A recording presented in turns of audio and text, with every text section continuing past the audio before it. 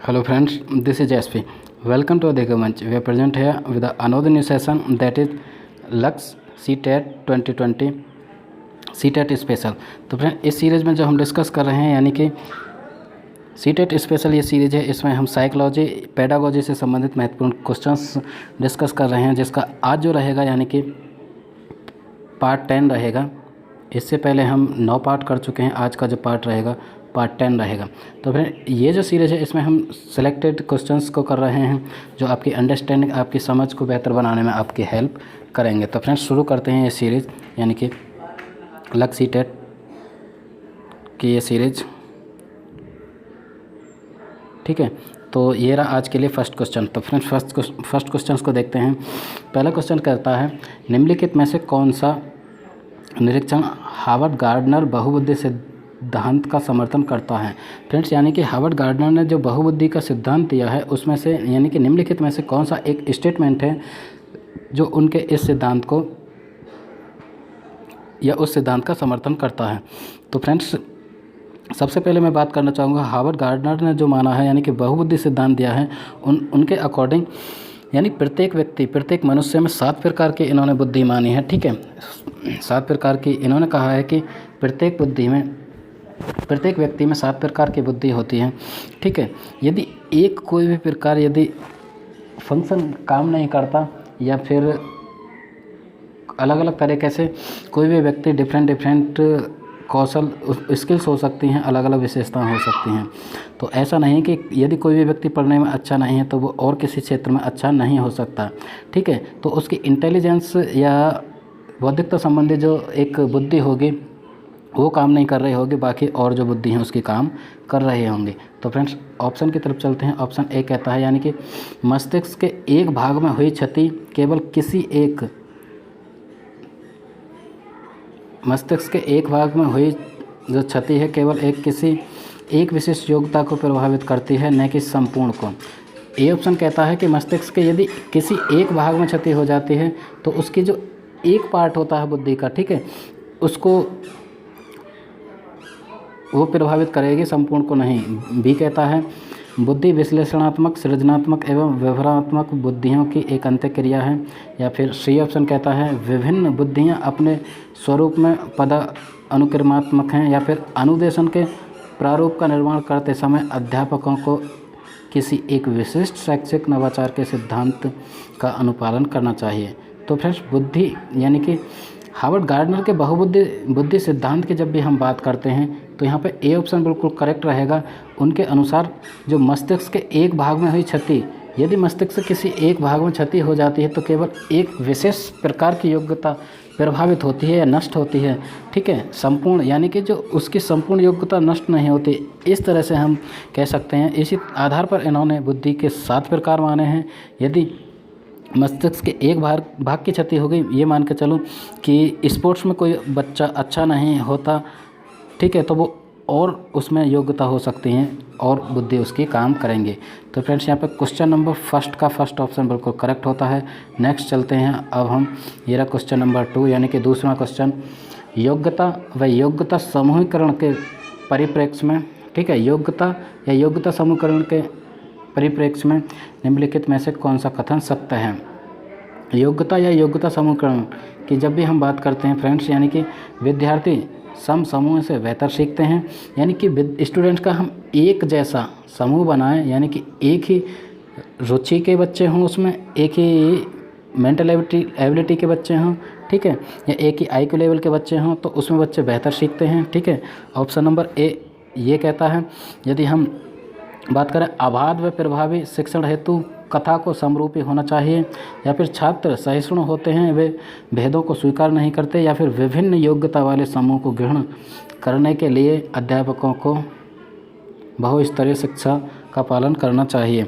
तो फ्रेंड्स यहाँ पे हम देख पा रहे हैं क्वेश्चन नंबर 2 का डी ऑप्शन बिल्कुल करेक्ट रहेगा। यानी कि विभिन्न योग्यता वाले समूह को ग्रहण करने के लिए अध्यापकों को बहुस्तरीय शिक्षा को अपनाना चाहिए। बच्चे की जो ग्रुपिंग कर रहे हैं हम, ठीक है, यदि बच्चों को हम ग्रुप में उनका वर्गीकरण कर रहे हैं तो इस तरह से ग्रुपिंग की जाए जिसमें विभिन्न प्रकार की उनकी योग्यता के बच्चे शामिल किए जाएं, विभिन्न प्रकार की रुचि के, विभिन्न प्रकार के IQ के। तो वहाँ पे जो बच्चे हैं बहुत अच्छी तरह से सीखते हैं। तो फ्रेंड्स क्वेश्चन नंबर 2 का ऑप्शन नंबर डी बिल्कुल करेक्ट होता है। अब हम चलते हैं नेक्स्ट क्वेश्चन नंबर 3 की तरफ। ये रहा क्वेश्चन नंबर 3। क्वेश्चन नंबर 3 कहता है निम्नलिखित में से कौन सा कथन सत्य है? विच स्टेटमेंट इज ट्रू, यानी कि निम्नलिखित में से कौन सा एक कथन सत्य है?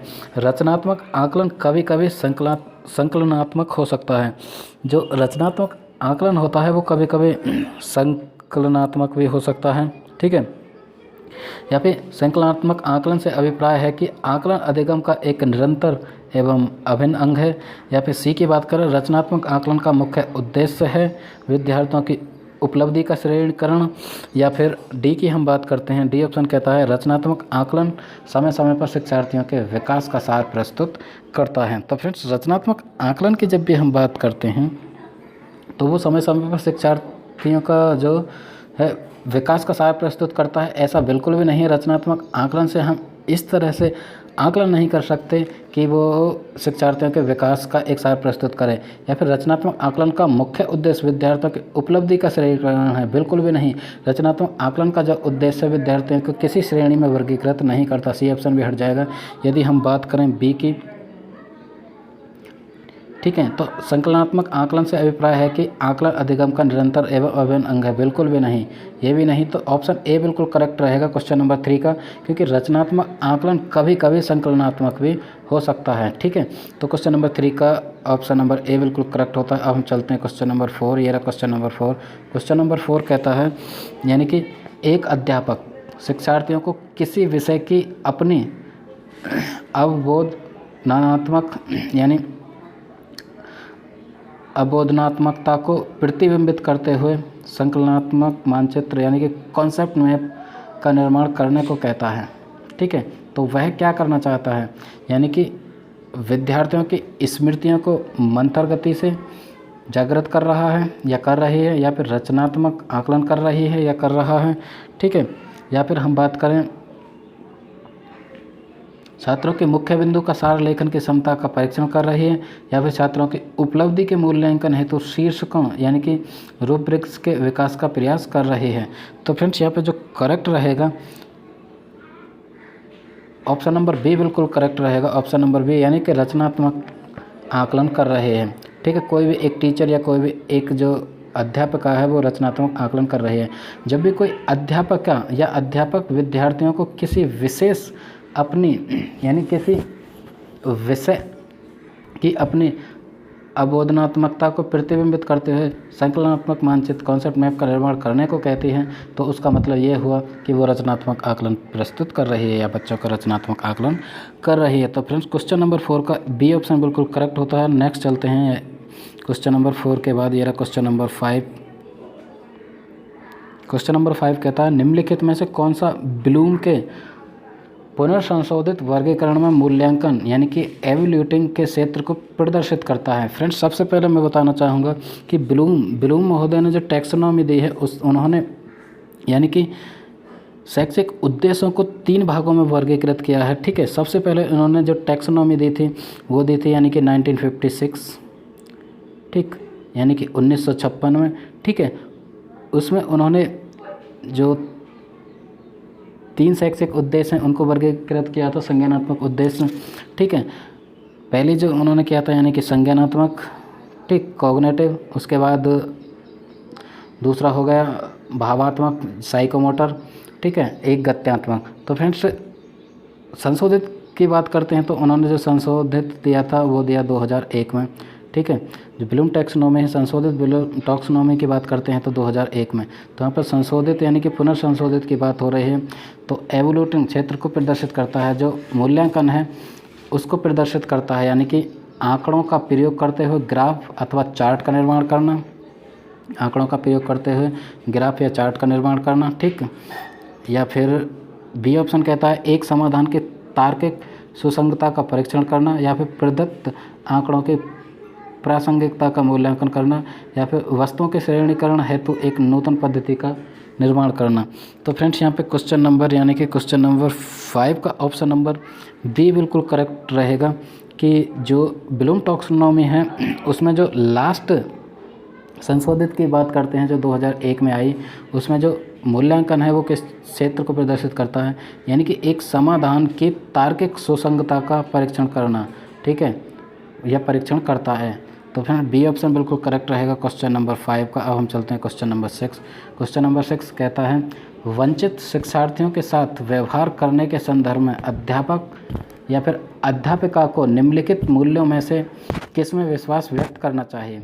जब भी वंचित शिक्षार्थी वो शिक्षार्थी कहे जाते हैं जो निम्न क्लास से आते हैं, ठीक है, या ऐसी सोसाइटी से आते हैं जहाँ पर उनको शिक्षा मुहैया नहीं हो पाती, वो वंचित रह जाते हैं, तो उनके साथ किस तरह का व्यवहार अध्यापक को करते समय कौन से मूल्यों में विश्वास व्यक्त करना चाहिए। यानी कि छात्रों की सफलता हेतु व्यक्तिगत उत्तरदायित्व, ठीक है, या फिर समुचित व्यवहार की उच्च अपेक्षाएं, यानी कि उनसे इस तरह की अपेक्षा की जाए कि वो समुचित व्यवहार करें, या फिर विद्यार्थी से किसी प्रकार की मांग न होना, किसी प्रकार की मांग न की जाए, या फिर विद्यार्थियों द्वारा स्वीकृत हेतु यानी आघातात्मकता, यानी कि सॉफ्ट व क्रोध का प्रयोग करना। तो फ्रेंड्स यहाँ पे ऑप्शन को आप देख पा रहे हैं, ऑप्शन नंबर ए बिल्कुल करेक्ट रहेगा। इस हिसाब से यदि हम देखते हैं जितने भी वंचित बच्चे हैं तो एक टीचर का दायित्व बनता है या फिर एक टीचर को इस तरह का व्यवहार करना चाहिए कि छात्रों की सफलता हेतु व्यक्तिगत उत्तरदायित्व, ठीक है, प्रत्येक स्टूडेंट्स के एक व्यक्तिगत डिफरेंसेस को देखना चाहिए, ठीक है, सभी को एक ही लाठी से नहीं हाँकना चाहिए, ठीक, क्योंकि प्रत्येक बच्चे की अलग अपनी क्षमताएं हैं, अलग रुचियां हैं, अलग बुद्धि लब्धि है, ठीक है। एक तो वो पहले से ही वंचित वर्ग से आते हैं तो उनके मूल्यों में इस तरह से विश्वास करना चाहिए कि छात्रों की सफलता व्यक्तिगत उत्तरदायित्व, छात्रों की सफलता है तो व्यक्तिगत उत्तरदायित्व अपनाना चाहिए। तो फ्रेंड्स क्वेश्चन नंबर 6 का ऑप्शन ए बिल्कुल करेक्ट रहेगा। चलते हैं क्वेश्चन नंबर 7 की तरफ। ये रहा क्वेश्चन नंबर 7। क्वेश्चन नंबर 7 कहता है निम्नलिखित में से किस पद्धति का उपयोग करते समय हकलाने यानी कि स्टटरिंग की समस्या से निपटा जा सकता है, ठीक है, यानी कि किस एक पद्धति के द्वारा जो हकलाना होता है उससे निपट सकते हैं। यानी कि अनुश्रुत वाक्य जिसे हम डिक्टेटेड स्पीच कहते हैं, या फिर परिवर्धित वाक्य जिसे हम प्रोनाउंस्ड स्पीच कहते हैं, या फिर परिणामकारी वाक्य प्रैग्मेटिक स्पीच कहते हैं जिसे हम, या फिर लंबित वाक्य जिसे हम प्रोट्रैक्टेड स्पीच कहते हैं। तो कौन सी एक पद्धति है जिसके द्वारा हकलाना, फ्रेंड्स ये इंपॉर्टेंट क्वेश्चन है, हकलाने को किस पद्धति के द्वारा दूर किया जा सकता है। जब भी हम स्कूल में किसी में जाते हैं टीचर बनकर तो हम पाते हैं कि एक दो बच्चा ऐसा होता है कि उसको स्पीकिंग संबंधी डिसेबिलिटी है, यानी कि बच्चा हकलाता है, कुछ शब्दों को ठीक से नहीं बोल पाता, तो किस पद्धति के उपयोग द्वारा उस समस्या से निपटा जा सकता है। तो फ्रेंड्स यहाँ पे जो बी ऑप्शन है वो बिल्कुल करेक्ट होता है, यानी कि जो परिवर्धित वाक्य है या फिर प्रोनाउंस्ड जो स्पीच है उसको जो पद्धति है उसका यूज करके, उसका उपयोग करके हकलाने संबंधी जो समस्या है उसका निपटारा हो सकता है या किया जा सकता है। तो फ्रेंड्स क्वेश्चन नंबर 7 का बी ऑप्शन बिल्कुल करेक्ट होता है। अब हम चलते हैं next question number 8। Question number 8 कहता है सीखने में अशक्त यानी कि डिसेबल्ड बच्चों के संदर्भ में तत्काल संबद्धता प्रदान करना, सहयोग पर बल देना तथा गैर अधिगमनात्मक तकनीकी जैसे तत्काल सूचनात्मक, बुद्धिपूर्वक गवेषण तथा सामग्री प्रबंधन का उत्तोलन निम्नलिखित में से किस प्रारूप से संबंध है, ठीक, यानी कि संगठित अधिगम, हस्तक्षेपी अधिगम या उपचारात्मक प्रत्युत्तर या फिर अधिगम का सार्वभौमिक प्रारूप। फ्रेंड्स क्वेश्चन को एक बार दोबारा से देखेंगे, ये क्वेश्चन क्या कहता है उसको दोबारा से देखेंगे। सीखने में जो अशक्त बच्चे हैं उनके संदर्भ में जो तत्काल संबद्धता प्रदान करना, यदि हम तत्काल संबद्धता प्रदान करने जा रहे हैं तो सहयोग पर बल देना तथा गैर अधिगमनात्मक तकनीकी जैसे तत्काल सूचनात्मक, बुद्धिपूर्वक गवेषण तथा सामग्री प्रबंधन आदि जो है उसमें से हम निम्नलिखित में से किस प्रारूप से संबंध मानते हैं। तो यहाँ पे हम देख पा रहे हैं कि संगठित अधिगम या फिर हस्तक्षेपी अधिगम या फिर उपचारात्मक अधिगम, या फिर हम बात करते हैं अधिगम का सार्वभौमिक प्रारूप। तो यहाँ पे ए ऑप्शन बिल्कुल करेक्ट होता है, यानी कि संगृहीत जो अधिगम है जिसे हम एम्बेडेड लर्निंग कहते हैं, ठीक है, उसको अपनाना चाहिए, ठीक है, उस प्रारूप को हमें अपनाना चाहिए। तो ये क्वेश्चन नंबर 8 का ए ऑप्शन बिल्कुल करेक्ट होता है। अब हम चलते हैं next question number 9। Question number 9 कहता है एक समावेशी कक्षा वह है जहाँ, यानी कि इंक्लूसिव क्लास की जब भी हम बात करते हैं तो उसकी एक डेफिनेशन या उसकी एक विशेषता यह है, तब तक आकलन की पुनरावृत्ति होती रहती है जब तक प्रत्येक अधिगमकर्ता न्यूनतम श्रेणी प्राप्त न कर लें, ठीक है, या फिर विद्यार्थियों का भार कम करने के लिए अध्यापक केवल अनुमोदित पुस्तकों से ही पढ़ते हैं, या फिर सी की बात करते हैं समस्या का अधिकाधिक समाधान करने की संभावना की दृष्टि से बच्चों की सक्रिय भागीदारिता रहती है, या फिर अध्यापक प्रत्येक अधिगमकर्ता के लिए वैविध्यपूर्ण व सार्थक अधिगमनात्मक अनुभवों हेतु परिवेश का निर्माण करते हैं। तो फ्रेंड डी ऑप्शन बिल्कुल करेक्ट रहेगा।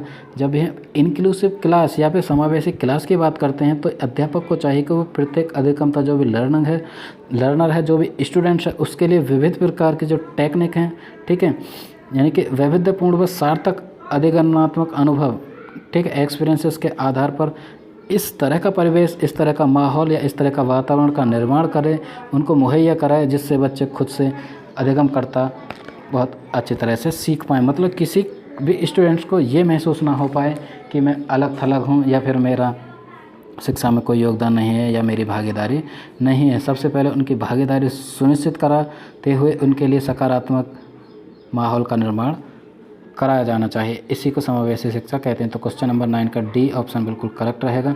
अब हम चलते हैं नेक्स्ट क्वेश्चन नंबर 10, इस सीरीज का लास्ट क्वेश्चन आज के लिए। निम्नलिखित में से कौन सा प्रदत्त कार्य यानी कि असाइनमेंट प्रतिभाशाली विद्यार्थी के लिए उपयुक्त है? जब भी हम प्रतिभाशाली यानी कि गिफ्टेड स्टूडेंट की बात करते हैं तो उसके लिए कौन सा एक असाइनमेंट उपयुक्त ठहरेगा? अन्य विद्यार्थियों की तुलना में समान प्रकार के परंतु अपेक्षाकृत अधिक अभ्यास, यानी कि जो अन्य स्टूडेंट्स हैं उनकी तुलना में समान दिए जाएं लेकिन अपेक्षाकृत अधिक अभ्यास दिया जाए। जो प्रतिभाशाली बच्चे हैं उनको इस तरह का असाइनमेंट दिया जाए। या फिर उसने अपने समवयस्क यानी कि साथियों को अनुशिक्षण देने के लिए कहना उनको, ठीक है, उनसे कहना कि अपने जो समवयस्क साथी हैं उनके लिए अनुशिक्षण दें ताकि उनकी शक्तियों को दिशा मिल सके तथा वह व्यस्त रह सकें, इस तरह से कहेंगे। या फिर विभिन्न विषयों यानी कि थीम्स को ध्यान में रखते हुए विज्ञान की एक नई आदर्शात्मक पुस्तक का निर्माण करना, या फिर संपूर्ण कक्षा की अपेक्षा उसे अपनी पाठ्य पुस्तक को शीघ्र समाप्त कर देना। इस तरह से हम कहेंगे कि वो अपनी पाठ्य पुस्तक को तुरंत से समाप्त कर दे। तो फ्रेंड्स यहाँ पे क्वेश्चन नंबर 10 का ऑप्शन सी बिल्कुल करेक्ट रहेगा, यानी कि विभिन्न विषयों को ध्यान में रखते हुए स्टूडेंट्स के लिए यानी प्रतिभाशाली स्टूडेंट्स के लिए विभिन्न विषयों को ध्यान में रखते हुए विज्ञान की नई आदर्शात्मक पुस्तक का निर्माण करना, विज्ञान की एक आदर्शात्मक पुस्तक उसका निर्माण करना चाहिए। तो फ्रेंड्स यहाँ पे यानी कि क्वेश्चन नंबर 10 का ऑप्शन नंबर सी बिल्कुल करेक्ट रहेगा। ठीक है, तो ये रही एक बात, ये था यानी कि लक सीटेट 2020 पार्ट 10 यानी कि सीटेट स्पेशल। इसमें हमने साइकोलॉजी पेडागोजी से संबंधित 10 क्वेश्चंस डिस्कस किए। ठीक है, ये पार्ट 10 था। आई होप ये क्वेश्चंस आपकी हेल्प करेंगे, आपकी समझ को बेहतर बनाने में आपकी मदद करेंगे। यदि ये सेशन आपको अच्छा लगता है तो वीडियो को लाइक करें, कमेंट के थ्रू अपनी क्वेरी ज़रूर से दें। यदि अभी तक आपने चैनल सब्सक्राइब नहीं किया तो चैनल को सब्सक्राइब करें और अपने फ्रेंड्स के साथ ज़रूर से ज़रूर इस वीडियो को शेयर करें। Thanks for watching, keep learning, keep supporting. That was